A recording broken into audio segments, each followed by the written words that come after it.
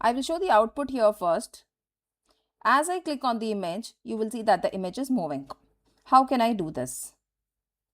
So I have an image here, and on the image width is specified to be 250 pixels and transition is transform by 0.4 seconds ease.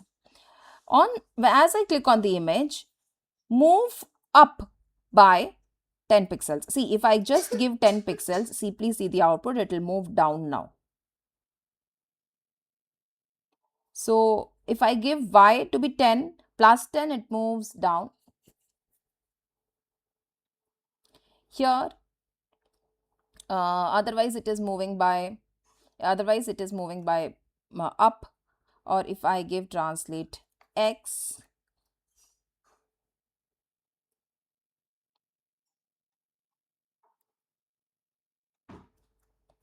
now just see what happens. Yeah, so it's moving here to the right. Like this, we can perform various formatting on images as well. You might have seen when you click on certain images, it'll move slightly. Or I can just tell here maybe 3 pixels.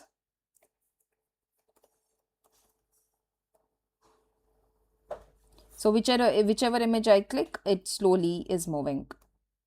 So like this, different formattings on images can also be applied.